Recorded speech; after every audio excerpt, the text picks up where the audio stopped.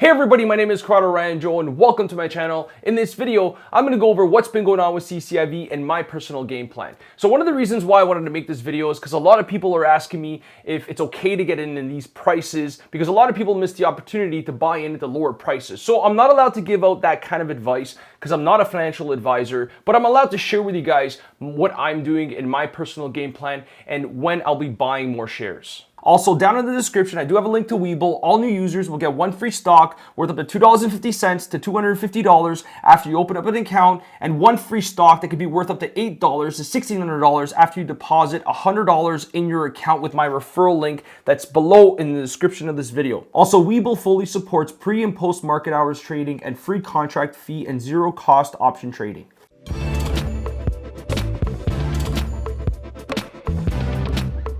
CCIV opened yesterday at $55.81 and the low of the day was $55.55 and the high was $64.86 and it closed at $58.05 and today we opened at $60.09 and the high today was $61.97 and at 3:06 p.m. today it came down to $50.32 and it halted but quickly rebounded back up and closed at $52.94 and overall is down 8.80%. And the after hours went back up to $54.40. I'm going to quickly go over why I think the stock declined today. So I did a search online and couldn't find much. And I checked out Alex Color's Twitter. Make sure to follow him, AlexColor247. And he posted this: I've scanned the whole internet. There's absolutely no bad news today. In fact, there's been some good news from Bloomberg Opinion and Bloomberg Terminal Miner, yet promising update. And I'll go over this article in a bit. And he also posted this as well, and this shows a proposed acquisition for Churchill Capital. And he also posted, got an Investors Live member confirming with one of my followers of this,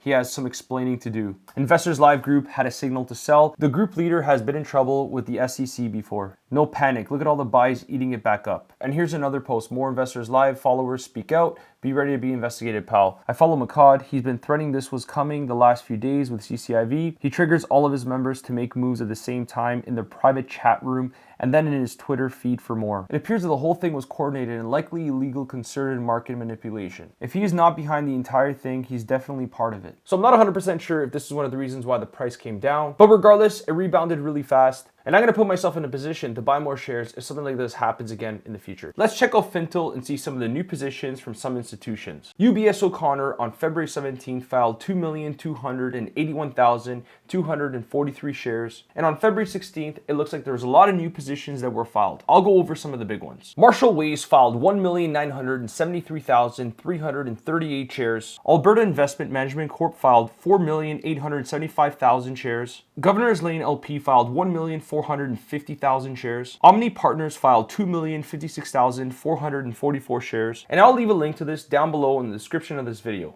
I'm going to quickly go over one of the most recent articles on Bloomberg, titled Michael Klein hits a SPAC jackpot with Reddit adored Lucid. Despite the big potential payday, the former city rainmaker can't be entirely comfortable with the way shares in Churchill Capital 4 have surged. Having a $2 billion pot of cash is pretty nice, but what if shareholders told you that the cash is really worth about $15 billion? It sounds like a great problem to have, but it creates complications too. This is essentially what happened to Churchill Capital Corp 4, the largest of Michael Klein's 7 special purpose acquisition companies. CCIV, the ticker by which the former Citibanker SPAC is known by Redditors and other retail fans, is at the center of the stock market's latest bout of speculative mania. As with Tesla Inc., this one also involves an electric vehicle company. Churchill Capital 4 raised a bit more than $2 billion in an initial public offering last summer by selling shares for $10 a piece, the standard price for most blank check companies. Those shares now trade for $58, even before the SPAC has agreed to take over or said what the terms of a deal might be. SPACs are listed vehicles used to acquire promising companies, thereby taking them public. Most trade close to $10, at least until they've announced the merger. So what's going on with Churchill? All right, so I'm just gonna skip this part of the article and just come down here.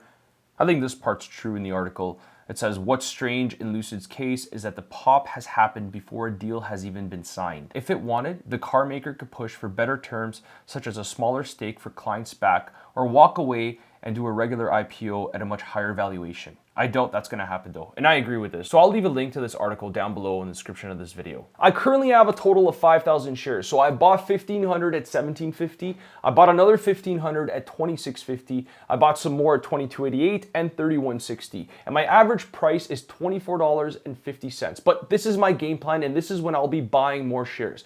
I'm just waiting to see if this merger confirmation actually gets announced. So if it doesn't, I predict that the stock price is actually going to come down a little, and that's when I'll be buying some more shares. One of the pros of buying now is that you could benefit from the merger confirmation. I personally think that once this deal is confirmed, the stock price can go to $80 to $100. And if this is a long-term play for you, this is like investing in Tesla when it was $50. One of the cons is that if this merger does not happen, the stock price can go down to $10 to $15. I don't know what the number is, but all I know is that it could come down substantially. So I've only invested money that I made in stocks that if the stock price were to go back down to $10, $15, it's not going to make a difference in my life. So I personally think that this merger is going to happen. I feel that there's a 95% chance of this merger actually going through, but it's still not 100% confirmed, so just be careful. I think there's going to be a lot of short-term volatility, especially if the deal doesn't get announced soon, but I'm going to take advantage of those days and I'm going to buy more shares. But if we look at the Bloomberg terminal, it says Lucid and Michael Klein agreed on the key terms of the deal.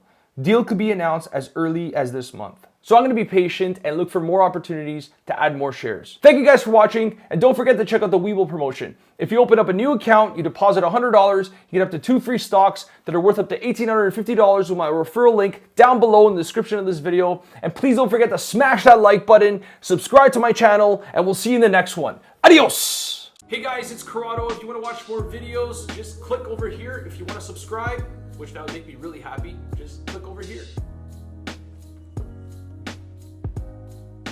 Have you subscribed yet?